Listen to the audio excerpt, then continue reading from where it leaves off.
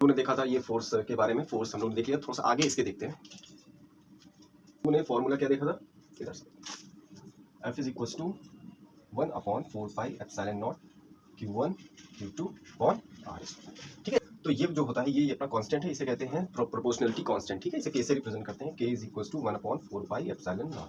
ठीक है, अब इसकी वैल्यू क्या होती है, इसकी वैल्यू होती है 9 × 10⁻9। ठीक है, यूनिट मैंने लिख रहा हूँ, यूनिट बाद में निकालते हैं इसकी। जरा ये बताइए कांस्टेंट मल्टीप्लाई क्यों करते हैं, जब भी कोई प्रोपोर्शनलिटी का साइन हटाते हैं ना तो वहां पर कांस्टेंट का मल्टीप्लिकेशन करते हैं, और ये कांस्टेंट आता है बाय एक्सपेरिमेंट। आपको वो साइंटिस्ट एक्सपेरिमेंट करते हैं, एक्सपेरिमेंट से ये कांस्टेंट की वैल्यू बताई जाती है। ये एक्चुअली हम लोग नहीं बता सकते, इसे हमें याद करना पड़ता है, तो इसको आप याद रखिएगा। ये 9 × 10⁻9 होता है। इसकी यूनिट क्या होती है, इसकी यूनिट हम फाइंड कर सकते हैं। देखिए किस तरह से निकालते हैं।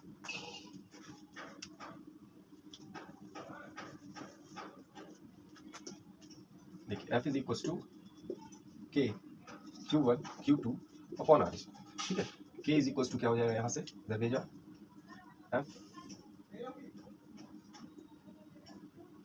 R square upon Q1 Q2। ठीक है, क्लियर हो रहा है। मीटर स्क्वायर, क्योंकि स्क्वायर में है, और ये कूलम स्क्वायर, तो इसका यूनिट आ जाएगा न्यूटन मीटर स्क्वायर पर कूलम स्क्वायर। ठीक है, और यहाँ पर आता है एक इप्सिलॉन नॉट। देखिए यहाँ पर इप्सिलॉन नॉट भी लिखा हुआ है, तो K इज इक्वल टू 1/4πε0 लिखा हुआ है। तो एप्सिलॉन नॉट क्या चीज होती है, इसे इस स्पेस की परमिटिविटी, तो मीडियम होता है ना, जैसे मीडियम की एक वैल्यू होती है, उसी तरह से स्पेस की परमिटिविटी इसे कहते हैं एप्सिलॉन नॉट। कोई एग्जाम में आता है, कभी कभी इसकी वैल्यू होती है epsilon nought is equal to 8.85 × 10⁻12। Epsilon nought नीचे है, के ऊपर, के की यूनिट ये होती है, इसको पलट देंगे तो क्या आ जाएगा, c² upon Newton metre square. ठीक है, तो इस तरह से ये छोटी सी चीज थी, आप लोग इसको देख लो। ठीक है, तो ये क्लियर हो गया होगा मेरे ख्याल से।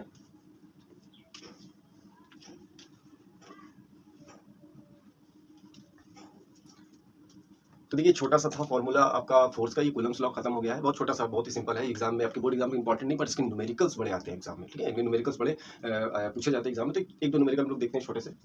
देखिए दो चार्ज दे रखे हैं, 2 × 10⁻⁷ कूलम, और है आपका 3 × 10⁻⁷ कूलम। दो चार्ज आपके दिए हुए हैं, कुछ दूरी पर रखे हुए, दोनों पॉजिटिव नेचर के हैं। ठीक है, बहुत ही और के बीच की दूरी क्या दी हुई है आपकी, बीच की डिस्टेंस दी है 30 सेंटीमीटर। ठीक है, इस तरह से दिया हुआ है। आपको बताना है कि इसमें, पहले बताइए इसमें कौन सा फोर्स लगेगा। ये कैसे चार्जेस है, लाइक चार्जेस है। लाइक चार्जेस आपस में क्या करते हैं, एक दूसरे को रिपेल करते हैं। ठीक है, रिपेल करते हैं, तो ये रिपेल करेंगे, यानी कि फोर्स ये इस पे इधर लगाएगा और ये इस पे इधर लगाएगा, यानी कि जो भी फोर्स आएगा, ये फोर्स की मैग्नीट्यूड में वैल्यू पूछ रहा है कितना होगा। फोर्स का फॉर्मूला हम जानते हैं। सबसे पहली चीज आती है कि यहाँ पर कोई भी यूनिट जो होती है उसको एमकेएस सिस्टम यानी एसआई सिस्टम में हम लोग पहले कन्वर्ट करते हैं। देखिए यहाँ पर कूलम्स तो है, ठीक है, कूलम तो ठीक है, कोई दिक्कत नहीं है, ये प्रॉब्लम नहीं है। प्रॉब्लम ये कर रहा है कि बीच की डिस्टेंस हमारी कितनी दी है, सेंटीमीटर में दी है। सेंटीमीटर को पहले मीटर में चेंज करेंगे तो क्या हो जाएगा, 30 × 10⁻⁻2 मीटर। ठीक है, ये -2 क्योंकि हमें 100 से डिवाइड किया है।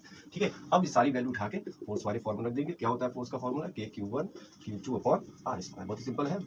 K की वैल्यू 9 × 10⁻9, Q1 2 × 10⁻⁷ into 3 × 10⁻⁷ अपॉन 30 × 10⁻⁻2 का होल स्क्वायर। ठीक है, ये स्क्वायर होता है। चलिए सॉल्व कर लेते हैं इसे। 9 × सारी, देखिए जब भी इस तरह के क्वेश्चन सॉल्व करना तो पावर्स को एक साइड ले लेना, बगल में ले लेना, और नंबर्स को एक तरफ लेना, उनको सॉल्व करना। ठीक है, तो मैं सारे नंबर्स को एक साथ ले लेता हूँ। अपॉन 30 × 30 सिंपल हो जाता है थोड़ा। पावर क्या है, 10⁻9 × 10⁻⁻7 10⁻14 अपॉन 10⁻, ये देखिए स्क्वायर होगा तो कितना हो जाएगा, हाँ -4। ठीक है, तो ये पावर्स को आपस में सॉल्व कर लीजिए, नंबर्स को आपस में मैं करता हूँ। देखिए 3 × 1 = 3, 3 × 1 = 3, 5 आपका 6 × 10⁻। अब देखिए 7 से 7 ये पूरा का पूरा प्लस माइनस कैंसिल हो जाएगा, और ये ऊपर जाएगा तो 10⁻, ये +4 हो जाएगा, और पावर्स आपस में ऐड होगी तो क्या हो जाएगा, -3। ठीक है, ये मैं एक्चुअली 12th को पढ़ा रहा हूँ, इसलिए मैं कोई भी कैलकुलेशन पहले से बताऊंगा नहीं। ठीक है, इस आप लोगों को डिटेल में आपको खुद पता है कैलकुलेशन किस तरह से की जाती है। ठीक है, फोर्स आ गया आपका। तो ये छोटा सा क्वेश्चन था, मतलब मैंने ये इसलिए लिया था क्योंकि आपका कॉन्सेप्ट शुरुआत हो सके। इसके बाद नेक्स्ट क्वेश्चन देखते हैं, छोटा सा, वो भी है, छोटा ही सा है, उसको भी कैलकुलेट करना। मैं बेसिकली देखिए आपको 12th में कैलकुलेशन बहुत अच्छी होनी चाहिए, कैलकुलेशंस मैं नहीं सिखाऊंगा 12th क्लास में। ठीक है, तो देखते हैं। ये कह रहा है दो चार्ज फिर से इसने ले लिया, दोनों का नेचर पॉजिटिव निगेटिव है। 0.4 माइक्रो कूलम और 0.8 माइक्रो कूलम, बट ये नेगेटिव चार्ज है, एक पॉजिटिव चार्ज है, एक नेगेटिव चार्ज है। ठीक है, क्लियर है। इन दोनों के बीच का डिस्टेंस पता नहीं है, हमें नहीं पता है। ठीक है, इनके बीच में जो भी फोर्स, अट्रैक्शन फोर्स लगेगा, वो अट्रैक्शन फोर्स की value F is equal to दे रखी है 0.2 न्यूटन। ठीक है, आपको कह रहा है कि इन दोनों के बीच, ठीक है, अगर इसकी डिस्टेंस कैसे निकलेगी, देखिए इन दोनों के बीच की डिस्टेंस निकालेंगे तो डिस्टेंस किस तरह से निकलेगी, बहुत ही सिंपल है, वही फॉर्मूला लगा देंगे और सीधे इधर उधर भेजकर तुरंत आंसर निकाल लेंगे, बहुत ही सिंपल क्वेश्चन होता है। ठीक है, तो ये देखिए यहाँ पर, तो यहाँ पर फॉर्मूला क्या होता है हमारा, F इज इक्वल टू के Q1 Q2 अपॉन R। ठीक है, यहाँ से R इज इक्वल टू हो जाएगा आपका के Q1 Q2 अपॉन, ठीक है, फॉर्मूला जैसे ही रखते हैं हम लोग, क्या आ जाएगा 9 into 10 to the power 9 into, देखिए यहाँ पर है ये माइक्रोकुलम। ठीक है, माइक्रोकुलम को चेंज करते हैं और 1 माइक्रोकुलम इज इक्वल टू होता है 10 टू द पावर -6 कुलम। याद रखिएगा, जब भी आपको इसमें कैलकुलेशन मतलब कैलकुलेट करेंगे तो उसमें आपको कुलम्स में वैल्यू रखनी, ना कि माइक्रोकुलम में। ठीक है, तो यहाँ पर हम क्या करेंगे 0.4 into 10 to the power -6 into 0.8 into 10 to the power -6। देखिए यहाँ पर ये माइनस साइन को नहीं यूज़ करते हैं। ठीक है, मैग्नीट्यूड लेते हैं सीधे सीधे, उसका माइनस साइन नहीं लिया जाता है यहाँ पर। फोर्स कितना दिया 0.2 न्यूटन। तो देखिए रेडियस निकालते हैं हम लोग, आर स्क्वायर, थोड़ा सॉल्व करते हैं इसको, तो नंबर्स को साथ लेते हैं, 9 into 10 0.4 into 0.8 upon 0.2 into 10 to the power 9। देखिए ये तरीका बहुत अच्छा है, ठीक है, सॉल्व करने का, मैं हमेशा ये यूज़ करता हूँ। ठीक है, इसमें क्या करते हैं कि सारे नंबर्स को एक साथ ले लेते हैं, पावर्स वाले को सबको एक साथ ले लेते हैं और आराम से बहुत जल्दी सॉल्व होता है। देखिए आराम से होगा, 2 से पॉइंट गया, ये 4 आया। ठीक है, ये कितना आ जाएगा, 4 4 जा 16 और 64 144 इंटू 10 टू द पावर, देखिए 144 आ रहा, पॉइंट लगा था इसलिए मैंने यहाँ लगा दिया। देखिए यहाँ पर ये -12 और 9, -12 और 9 में 10 टू पावर -3। ठीक है, ये पॉइंट को थोड़ा सा और शिफ्ट करेंगे क्योंकि देखिए ये एक स्क्वायर रूट बन रहा है, तो 1.44 इंटू 10 टू द पावर -4। जब भी पॉइंट शिफ्ट करते हैं तो यहाँ पर माइनस एक ऐड हो जाता है, मतलब 10 टू पावर -1 जो है ऐड हो जाता है, तो पावर्स आपस में जुड़ जाती हैं, तो ये हो गया आपका। ठीक है, और अंडर रूट, देखिए स्क्वायर जब भी इधर जाएगा तो अंडर रूट हो जाएगा, तो ये आ जाएगा answer 12 into 10 to the power -2 is equal to 100 से डिवाइड करेंगे 0.12 मीटर। ठीक है, तो इस तरह से ये देखिए छोटा सा क्वेश्चन था, 0.12 बीच की दूरी होगी और ये दो चार्जेस के बीच में इतना फोर्स लगाएंगे। सुपर पोजिशन क्या चीज़ है, देखिए एनसीईआरटी की बुक में बड़ा टफ सा दिया हुआ है सुपर पोजिशन किस तरह, बड़ा मतलब खतरनाक टाइप का दिया, तो बच्चे समझ नहीं पाते सुपर पोजिशन किसे कहते हैं। तो बेसिक कॉन्सेप्ट में बहुत छोटे लेवल से चलेंगे हम लोग, सुपर पोजिशन किसे कहते हैं, चार्जेस का सुपर पोजिशन होता है। तो देखना ये है कि मान लो कि दो चार्ज है, ठीक है, जैसे कि अभी हम लोगों ने कूलम्स लॉ में पढ़ा कि दो चार्ज के बारे में, जब दो चार्ज अगल बगल रखे हुए थे, आसपास में रखे हुए थे, तो हम क्या करते थे, दोनों चार्ज के बीच का फोर्स कैलकुलेट कर लेते थे। लेकिन अगर कहो कि दो से ज़्यादा चार्जेस आ जाए, तो अगर दो से ज़्यादा चार्ज रखे हो, जैसे मान लीजिए कोई एक चार्ज ये रखा हुआ है, एक चार्ज ये रखा है, एक चार्ज ये रखा है, ठीक है, अभी दो रखे थे तो आराम से आप फोर्स वाला फॉर्मूला लगा के निकाल लेते थे। लेकिन जब 3 चार्ज हो जाए, 4 हो जाए, 5 10 15 20 बहुत सारे चार्ज आसपास रखे होते हैं, तो वो कंडीशन हो जाती है सुपर पोजिशन की कंडीशन। ठीक है, याद रखिएगा, जब चार्ज कैसे कितने हो, मोर देन टू चार्ज हो, तो वहां पर आती है सुपर पोजिशन की कंडीशन और उसमें निकालते हैं कि फोर्स कितना लगा रहा है, सारे चार्ज मिलकर कितना फोर्स जनरेट कर रहे हैं। ठीक है भाई, समझिएगा इस चीज को। जैसे मान लेते हैं, ठीक है, देखिएगा आ रहा है ना, ठीक है, ये आपका कॉन्सेप्ट होगा, ये आपका एग्जांपल और ये होगा आपका कॉन्सेप्ट। तो देखिए कॉन्सेप्ट एग्जांपल को देखो, ध्यान से समझिएगा। ठीक है, यहाँ एक आदमी खड़ा है, ठीक है, क्लियर, और यहाँ पर एक कोई चीज रखी हुई है, कोई बॉक्स है मान लो, क्लियर, यहाँ से ये बंधा हुआ है इससे और ये इससे बंधा हुआ है। ठीक है, अब ये दोनों आदमी मिलकर क्या करते हैं, इस बॉक्स को खींच रहे हैं, ये सरफेस है पूरी, प्लेन सरफेस है पूरी, अब इसी सरफेस से खींच रहे हैं इसको। ठीक है, अब ये बॉक्स को खींचने के लिए ये कुछ ना कुछ तो फोर्स लगा रहे होंगे अपने ओर, ठीक है, अपने ओर, ये अपने ओर खींच रहा होगा और ये अपने ओर खींच रहा होगा, तो स्ट्रिंग में कुछ ना कुछ टेंशन आएगा, यानी कि फोर्स जनरेट होगा, तो ये इधर खींच रहा है, ये इधर खींच रहा है। ठीक है, इसी तरह क्या होता है, यहाँ चार्ज है, कोई भी नेचर का ले सकते हो, पॉजिटिव Q1 है, पॉजिटिव Q2 है, और ये तीसरा भी मान लो चार्ज ही है, कोई दिक्कत नहीं है, Q3। ठीक है, ये चार्ज, अगर मैं कहूँ कि ये और ये चार्ज मिलकर, देखिए कोई भी चार्ज क्या करता है, या तो रिपेल करता है या तो अट्रैक्ट करता है। ठीक है, तो अगर मैं मान लो, चलो इसको हम नेगेटिव ले लेते हैं, ऐसे मान लो नेगेटिव, ठीक है, ऐसे ले लेते हैं, नेगेटिव चार्ज Q3 जो है नेगेटिव, ध्यान से समझिए इस चीज को। तो अब ये प्लस वाला चार्ज इसको खींचने की कोशिश करेगा अपनी ओर, फोर्स किधर की ओर लगाएगा, अंदर की ओर। ठीक है, और ये किधर लगाएगा फोर्स, अंदर, क्योंकि ये पॉजिटिव है, नीचे दोनों का नेचर उल्टा है, यानी कि ये अनलाइक चार्जेस हैं, तो एक दूसरे को अट्रैक्ट करेंगे। जब ये दोनों एक दूसरे को खींचते हैं, ठीक है, क्लियर है, तो ये इधर खींच रहा है, ये इधर खींच रहा है, इसी तरह से यहाँ पर एक इंसान इस बॉक्स को इधर खींच रहा है और ये इधर खींच रहा है। बता सकते हैं ये बॉक्स किधर जाएगा, मान लीजिए एक इंसान है, मैं ही हूँ, एक बगल में एक और लड़का खड़ा है और सामने रखा हुआ कोई चीज़, अब मैं इधर से उसको ऐसे बांध के खींच रहा हूँ, वो उधर से उसको बांध के खींच रहा है, तो ये बॉक्स जो है वो जमीन पे फिसलते हुए किधर जाने जाएगा, बीच में। क्लियर है, समझ में आ रहा, फोर्स एक वेक्टर क्वांटिटी होती है, ठीक है, फोर्स एक वेक्टर क्वांटिटी होती है, उसी हिसाब से वो जुड़ता है, वो डायरेक्टली सम नहीं होता है, ठीक है। अगर इधर फोर्स F1 इधर फोर्स F2 ये लगा रहा है तो नेट फोर्स इधर लगेगा जो कि वेक्टर का सम होगा। कैसे सम होगा? F1 प्लस F2 और वेक्टर का सम होगा, ठीक है। 12th में आप लोगों ने 11th में आपने वेक्टर पढ़ा, इसलिए मैं बता रहा हूँ, फिर से बता देता हूँ। बॉडी इधर जाएगी, फोर्स नेट जो लगेगा वो लगेगा F1 प्लस F2, वेक्टर का सम, यानी कि जो बॉडी जाएगी उसका डायरेक्शन किधर होगा, इस वेक्टर के हिसाब से इधर होगा और इसका मैग्नीट्यूड इस हिसाब से जोड़कर निकालेंगे। लेकिन डायरेक्टली आप सम नहीं कर सकते हो, आपको वेक्टर एडिशन लॉ को फॉलो करना पड़ेगा। पैरेललोग्राम या ट्रायंगल लॉ आपने पढ़ा था 11th में, तो उसको फॉलो करना पड़ेगा, उसको मैं सिखाऊंगा अभी। हालांकि आपको फॉर्मूला पहले से याद होना चाहिए, मैं बताऊंगा नहीं। उसी तरह इसमें क्या होता है, सुपरपोजिशन में ये इस पर जो है ये इसको इधर खींचने की कोशिश करेगा और ये इधर ये इधर खींचने की कोशिश करेगा और ये इधर खींचने की कोशिश करेगा। इसको पानी पी करेगा, ये इधर कोशिश करता है। तो ये कंडीशन तो ये कॉन्सेप्ट समझ में आ रहा है कि ये जो फोर्स होगा इधर लगाएगा और ये इधर लगाएगा, तो जिससे बॉडी किधर जाना चाहिए, इस साइड पर, ठीक है। तो जो भी फोर्स मान लीजिए F1 लगा रहा है, ये F2 लगा रहा है, तो बॉडी किधर जाएगा, तो इनके बीच की दूरी आपको नोन होनी चाहिए, ठीक है, क्योंकि हमको फोर्स निकालने के लिए बीच की डिस्टेंस पता होनी चाहिए। तो इसको R1 कह दो, इसको R2 कह दो। तो यहाँ पर फोर्स जो आएगा F1 आएगा, इधर आएगा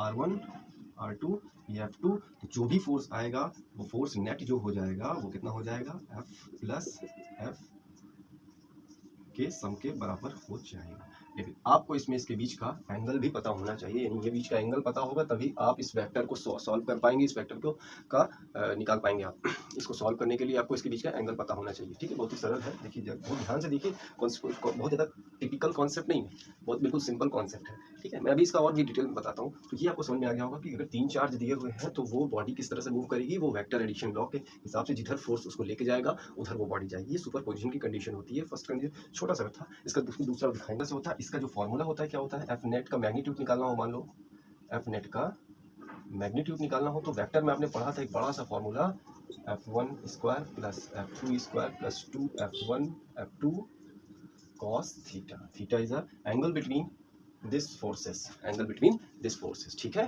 ठीक है, 12th क्लास में आ गए हो तो ये सब चीज़ें आप लोगों को पहले से आनी चाहिए, नहीं तो 11th क्लास का फिर आपको लेक्चर देखना पड़ेगा और 11th क्लास के लेक्चर में थोड़ा अभी टाइम है, ठीक है। आप लोग IIT और नीट की प्रिपरेशन कर रहे हो, समझ रहे हो, तो आप लोग को बहुत ही सिंसियरली पढ़ना पड़ेगा, ठीक है, क्योंकि IIT में आसान नहीं है, क्योंकि भारत में मैं मान लो अगर 100 बच्चे अगर 90% क्रॉस करते हैं, मान लेते हैं कि 100 बच्चे जो हैं वो 100 बच्चे हैं जो वो 90% पाते हैं, ठीक है। 12th की बोर्ड की बात कर रहा हूँ, 90% वालों के ऊपर वालों का ही IIT में सपना देखने का अधिकार है, उसके नीचे वालों का होने का संभावना है नहीं, ठीक है। अगर 90% से ऊपर आप 12th में नंबर पाते हो तो मैं बता दूँ 100 बच्चे में सिर्फ एक बच्चे का IIT में होता है, नहीं 99 बच्चे जो होते हैं उनका IIT में सिलेक्शन नहीं होता, ठीक है। तो आपको इस बेसिक कॉन्सेप्ट से पढ़ना होगा, इतना भयानक कॉन्सेप्ट लगाना होगा। भयानक का मतलब ये नहीं कि मतलब डेंजरस तरीका, भयानक का मतलब ये मतलब डेंजरस कॉन्सेप्ट, बहुत ही डीप नॉलेज आपको लेनी पड़ेगी IIT और नीट के लिए, बहुत अंदर से एकदम। हाँ, तो IIT निकालना है तो बहुत ही ज़्यादा डीप नॉलेज लेनी पड़ेगी, मतलब बहुत छोटे-छोटे कॉन्सेप्ट्स आते हैं IIT में, बहुत टफ क्वेश्चन नहीं आते हैं, लेकिन छोटे-छोटे जो इतने स्मॉलेस्ट कॉन्सेप्ट आएंगे जो जिस पे आप ध्यान ही नहीं देते हो, और जहाँ आप ध्यान नहीं देते हो IIT वही देता है, ठीक है। तो IIT और नीट के लिए अगर आप प्रिपेयर्ड हो रहे हो तो मेरे साथ मिल के लग जाओ अभी से, और मैं गारंटी देता हूँ आपको कि आपका IIT या नीट क्रैक हो जाएगा। लेकिन इस तरह से नहीं कि अगर आप ऊपर से बस ये मैंने वीडियो बना दी आपने देख लिया हो गया, नहीं, आपको खुद से भी मेहनत करनी पड़ेगी और बहुत ज़्यादा करनी पड़ेगी। मेरा पढ़ाना सब कुछ नहीं होगा, लेकिन अगर आपको पढ़ना है तो फिर हम ज्ञान नहीं दे रहे हैं, देखिए ज़्यादा ज्ञान नहीं देंगे आपको, बस आप पढ़िए बस। कुल मिला के आपको 8 घंटा अपना दिन भर में पढ़ना है, IIT निकलना है आपका, तो 8 घंटे आपको पढ़ाई करनी है कम से कम दिन भर में, 8 घंटे पढ़ाई कीजिए, बाकी कोचिंग अलग और आप जो स्कूल वगैरह जाते हो वो भी अलग। 8 आवर्स आपको देने हैं, 2-3 घंटे जो भी सोने को मिलता है उतना सो और देख लो अपने हिसाब से, ठीक है। चलो देखते हैं, ज़्यादा बात नहीं करते हैं, कहेंगे आप ज्ञान दे रहा है जबरदस्ती का, ठीक है। कुछ चार्जेस दिए हुए हैं, ये 2 कूलम दिया, वो सिंपल क्वेश्चन है कॉन्सेप्ट बनाने के लिए। ये 3 कूलम है और ये है 4 कूलम, ये डिस्टेंस आपको 3 मीटर दी है, ये आपको 3 मीटर दी है, ठीक है। सिंपल मैं मतलब कॉन्सेप्ट के लिए बता रहा हूँ। इसके बीच का एंगल भी दिया है 60 डिग्री दिया है, ठीक है। ऐसे मैंने क्वेश्चन छोटा सा ले लिया है, ठीक है। तो आप क्या करेंगे, जैसे इसको खींचना है, ठीक है। अब ये चार्ज इसको क्या करेगा, ये इसको इधर ढकेलने की कोशिश करेगा, ये क्या करेगा, देखिए दोनों कैसे नेचर के हैं, सेम नेचर के हैं, सेम नेचर। तो देखिए ये इसको इधर रिपेल करेगा, ये इसको इधर रिपेल करेगा, तो इसके बीच का एंगल वर्टिकली अपोजिट एंगल ये 60 डिग्री हो जाएगा। ये फोर्स F1 मान लेते हैं, इसको F2 मान लेते हैं, और ये फोर्स को निकाल के इसका नेट फोर्स निकाल देंगे, हमारा आ जाएगा। बहुत ही सिंपल है, एकदम नॉर्मल तरीके से कर लो। तो F इज इक्वल टू, हम डायरेक्टली कर रहे हैं, F net is equal to F1 plus F2, यही करना है आपको, ठीक है। तो पहले तो F1 निकाल लेते हैं। F1 is equal to force, देखिए इन दोनों का F1 किसे माना, ये वाले को फोर्स F1, तो इसको देखिए K Q1 Q2 4 × 3 और K की वैल्यू रख देते हैं डायरेक्टली, थोड़ा छोटा हो जाएगा, कैलकुलेशन बहुत हाई है इसकी, ठीक है। 9 इंटू 10 टू द पावर और 9 इंटू ये हो जाएगा 4 इंटू 3 अपॉन 3 का स्क्वायर 9। ठीक है, मैं डायरेक्टली लिख रहा हूँ, आर स्क्वायर होता है। ठीक है, ये से कैंसिल हो जाएगा, 12 इंटू 10 टू द पावर 9। ठीक है, न्यूटन। F2 कैसे हो जाएगा, F2 is equal to F2 ये दोनों का देख लेते हैं, 9 into 10 to the power 9 into 4 into 2 upon 9। ये कैंसिल होगा, ये हो जाएगा आपका, ये दोनों फोर्स मैंने निकाल लिए। अब एफ नेट निकालना है, एफ नेट के लिए फॉर्मूला है आपके पास, मैं ऊपर से मिटा देता हूँ।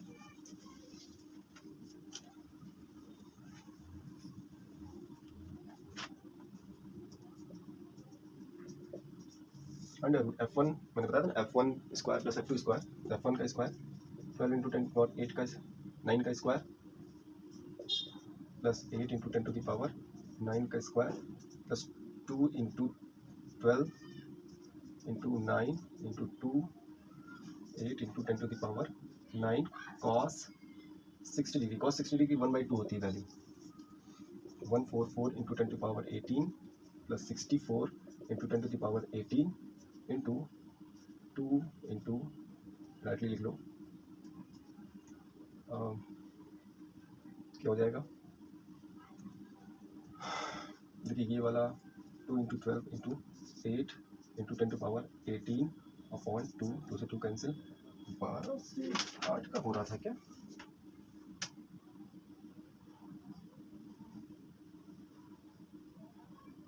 गलत था। ठीक है,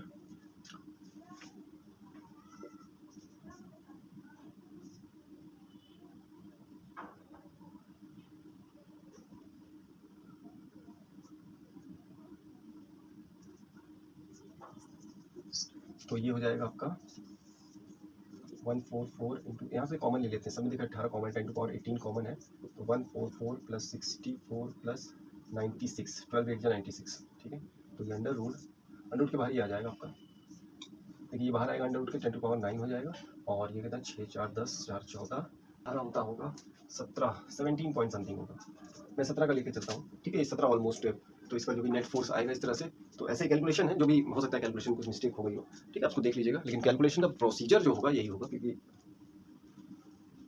कैलकुलेशन का जो प्रोसीजर होगा यही होगा। ठीक है, हो सकता है कैलकुलेशन कुछ भी, क्योंकि मैं कहीं पे सॉल्व करके रखा नहीं हूँ, इसको डायरेक्टली यहीं पे सॉल्व करो, हो सकता है कैलकुलेशन मिस्टेक होगी, बाकी कॉन्सेप्ट तो यही रहेगा। चलिए दूसरा एक कॉन्सेप्ट और देखते हैं इसी में। अब देखिए चार्जेस क्या हो जाए, 4 ले लें। ठीक है, 3 की जगह आप 4 ले लीजिए, इनके बीच की डिस्टेंस अपना आपस में स्क्वायर पे है। ठीक है, स्क्वायर में है, आपसे बोल दिया जैसे ये Q1 है, Q2 Q3, क्वेश्चन में कैसे देगा एग्जाम में ये देखना है, Q4। ठीक है, क्योंकि बीच की डिस्टेंसेस दे रखी है, सब जगह R है। ठीक है, इस तरह से सब दिया, स्क्वायर पे है तो बीच का एंगल, तो यहाँ पर बताना है कि ये 3, मान लीजिए Q3 पर आपको फोर्स है, force on Q3, on Q3। अब फोर्स ऑन Q3 का मतलब क्या हुआ कि Q3 पर ये तीनों के द्वारा लगाया गया कितना फोर्स होगा, कितना, ये इस पे फोर्स है, सारे पॉजिटिव नेचर के हैं। ठीक है, सारे पॉजिटिव नेचर के हैं, तो पॉजिटिव नेचर रिपेल करेगा ये इसको। ठीक है, F2 कह दो इसको, ये इसको F4 कह दो, ये इसको इसी के लाइन के डायरेक्शन में भेजेगा, F1 कह दो। ये तीनों डायरेक्शन निकल चुके हैं, हमें क्या करना है, इन दोनों के बीच निकाल कर जो भी आता है, इन दोनों के बीच का रिजल्टेंट निकालेंगे, इधर की ओर आएगा F नेट, इन दोनों के लिए F42 इधर की ओर आएगा, उसको F1 के साथ ऐड कर देना, सिंपली सॉल्व हो जाएगा। ठीक है, तो मैं कर देता हूँ, इसका कितना आएगा, F2 आएगा K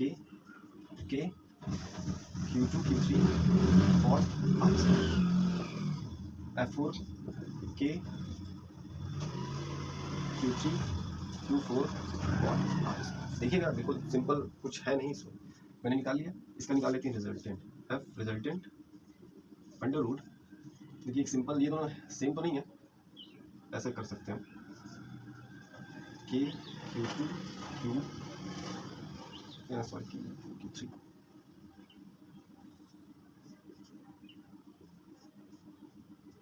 plus K Q2 Q3 upon R square plus 2 K Q2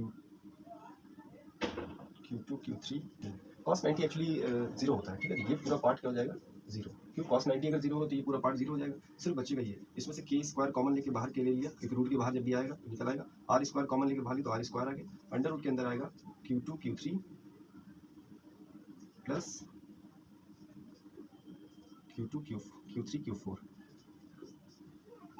किया गया रिजल्टेंट फोर्स इसका आ जाएगा और रिजल्टेंट को सीधे ऐड कर देना F1 से। इसी को पूरा नेट निकालने के लिए F नेट अगर निकालना चाहेंगे तो इसी में प्लस कर देना ये, और ये इसके बीच की दूरी कितनी हो जाती है पाइथागोरस थ्योरम से √2r, ठीक है, √2r आएगा तो क्या आ जाएगा K Q1 Q2 अपॉन इसका स्क्वायर करेंगे तो 2r²। This is the answer. ये काफ़ी बड़ा आंसर था सुपरपोजिशन में। देखने में लगता है कि बहुत ही ज़्यादा टफ है, लेकिन बहुत टफ नहीं है, बहुत ही सिंपल होता है, ठीक है, बहुत ही सिंपल होता है, ठीक है। लगना है कि अब मतलब बहुत टिपिकल, ठीक है। आईआईटी की चीज़ें जो है, देखिए आईआईटी की चीज़ें जो है थोड़ी सी कॉम्प्लिकेटेड होंगी अगर ये कॉन्सेप्ट आज का नहीं समझ, क्योंकि एक्चुअली गर्मी बहुत ज़्यादा होती है ना, तो बनाने में वीडियो बहुत दिक्कत होती है। लेकिन हम कोशिश करते हैं कि अच्छे से अच्छा वीडियो आप लोग अच्छे से अच्छा कंटेंट दें। आज का वीडियो बहुत ही अच्छा समझ में शायद ना आया हो आप लोगों को, क्योंकि गर्मी बहुत ज़्यादा है और धीरे धीरे जैसे गर्मी बढ़ती है तो फिर उतना मन भी नहीं लग पाता है। कोशिश हमारी पूरी रहेगी। तो चलिए देखते हैं नेक्स्ट टॉपिक में फिर मिलेंगे। इसके बाद का टॉपिक होगा, इसके न्यूमेरिकल्स अभी बहुत सारे बचे हुए हैं कराने हैं हमें, ठीक है। और आप लोग करेंगे और सब्सक्राइब करेंगे तो उतना ज़्यादा मेरा मोटिवेशन बढ़ेगा, और मोटिवेशन बढ़ता है तो पता है ना आपको कि इंसान काम करता है, ठीक है। तो आप लोग पूरी कोशिश कीजिए, एक छोटा सा डिमो हो जाए।